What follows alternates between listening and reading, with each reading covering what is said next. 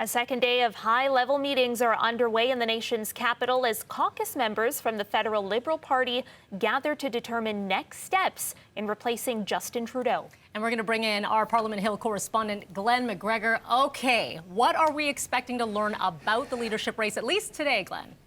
We may not learn anything today. Probably tomorrow we're going to get some clarity from the Liberal Party of Canada. Their top officials, their national directors, meeting today to kind of hammer out the rules for how this leadership race is going to unfold over the next few weeks and months. Crucially, we got to find out when the actual vote is going to occur. We think it's going to be almost certainly before the 24th of March. That's the date that MPs will return to the House of Commons when the prorogation period requested by Justin Trudeau and agreed to by the Governor General is scheduled to end. And after that, who knows? Probably a confidence vote right away, followed by, should the government fall, as we expect, then we'd be into an election campaign. But yesterday, some of those party officials who are meeting today were in the Liberal caucus meeting, hearing feedback from MPs about their concerns about the possibility of foreign interference in the election process.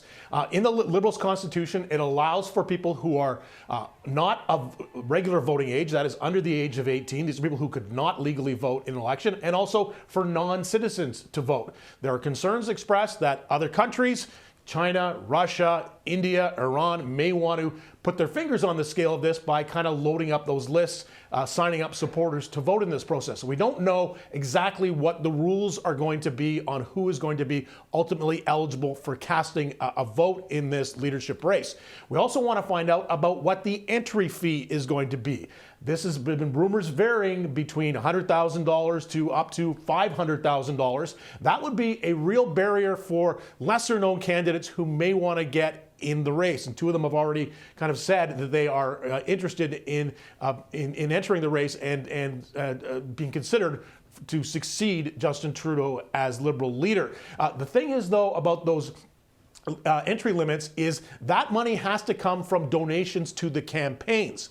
And donations, political donations in Canada are limited a little over $1,700. So you have to get a lot of people to sign up. And putting the entry level high is a way of ensuring that anybody who is entering is actually serious and already has identified enough supporters who are willing to cut them a check to fund their leadership campaign and to pay that big entry fee. Lots of other questions about whether there'll be debates, whether or not this will be a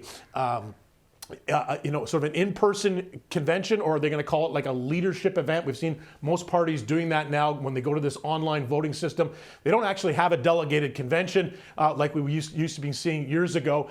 They just have a night where the party members will gather and watch the results come in on a screen. It's not nearly as exciting. You don't get all that horse trading you would get with a delegated convention, but this is kind of the way things go now. So we're expecting to see, as I say, in the next 24 hours, some clarity from the party about how this is going to work. And then I think once those things are hammered out, you're going to see people who are considered to be, the top contenders for this job will start putting their names in the hats, or conversely saying they don't think this is the right time for them.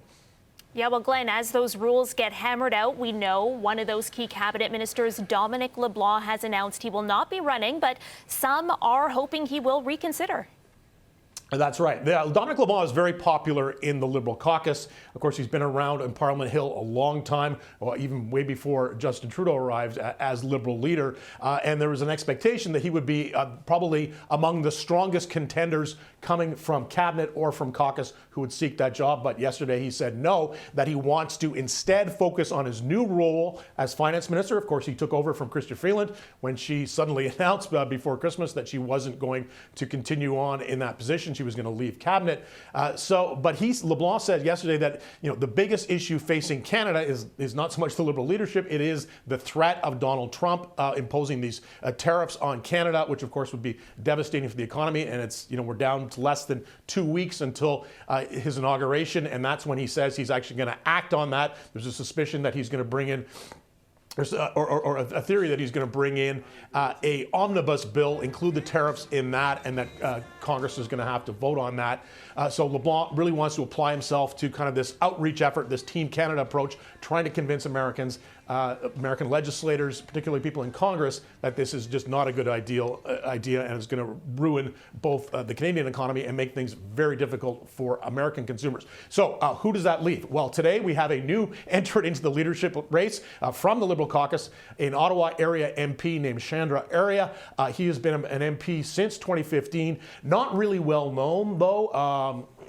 Hard to take his candidacy all that seriously. He's never been in cabinet, never really had any sort of major positions, but he has been very loyal to Justin Trudeau in the past. He joins another MP, a former Liberal MP named Frank Baylis, who is a businessman from Montreal, who now says he wants to get involved.